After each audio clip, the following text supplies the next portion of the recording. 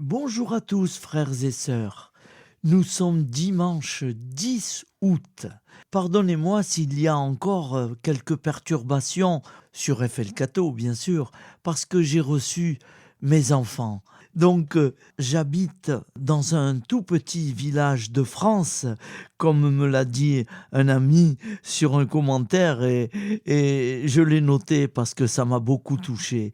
Oui, j'habite un tout petit village de France où s'envolent tant de prières. Voilà, et donc mes enfants sont montés de Nice, oui, parce qu'eux habitent à Nice, où moi j'habitais avant, et voilà, et donc ils sont encore là aujourd'hui, une demi-journée, et si tout va bien, demain matin lundi, si tout va bien, si Dieu veut qu'il est en face de moi, je travaille toujours en face de lui, tout rentrera dans l'ordre. Allez, ça sera encore un peu perturbé, il n'y aura pas tout, mais parce que j'ai beaucoup à faire, hein.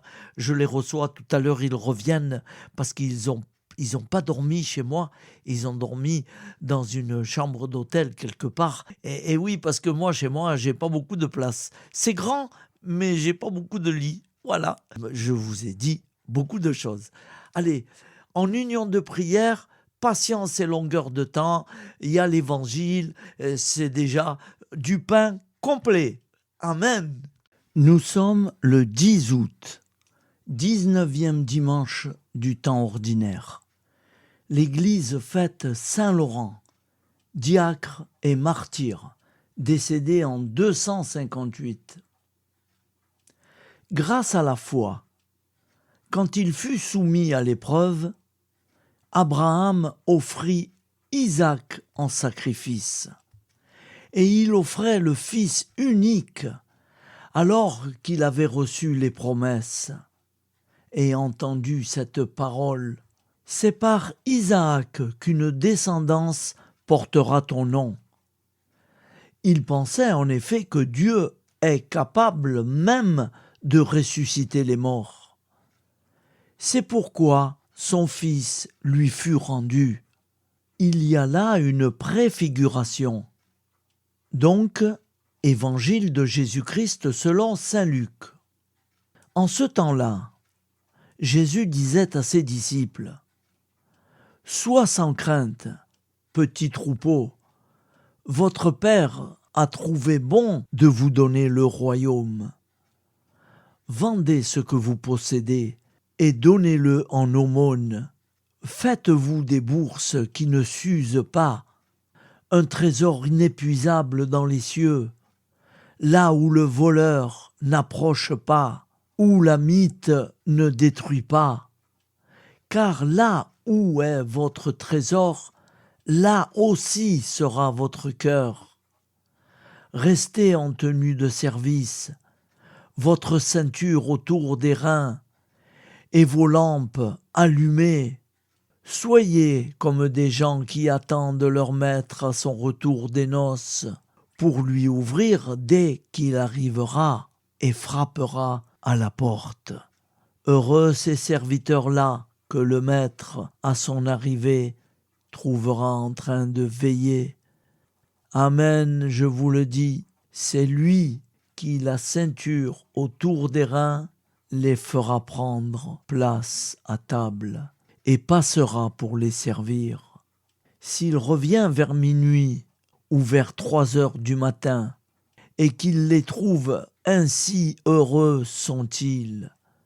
Vous le savez bien, si le maître de maison avait su à quelle heure le voleur viendrait, il n'aurait pas laissé percer le mur de sa maison.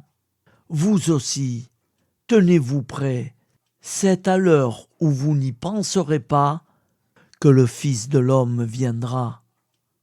Pierre dit alors : Seigneur, est-ce pour nous que tu dis cette parabole ou bien pour tous ? Le Seigneur répondit : Que dire de l'intendant fidèle et sensé à qui le maître confiera la charge de son personnel pour distribuer en temps voulu la ration de nourriture ? Heureux ce serviteur que son maître, en arrivant, trouvera en train d'agir ainsi.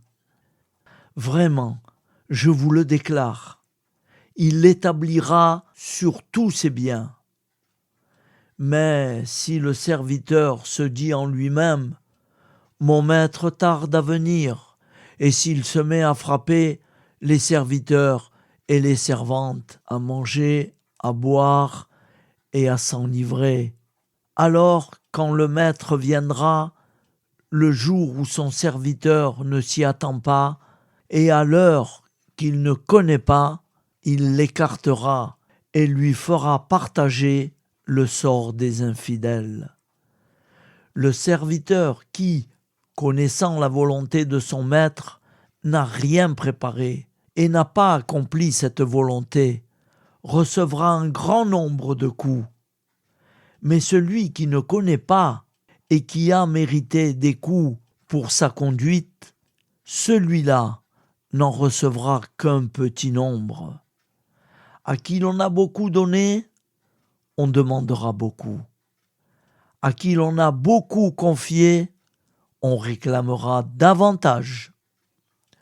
Acclamons la parole de Dieu. Louange à toi, Seigneur Jésus.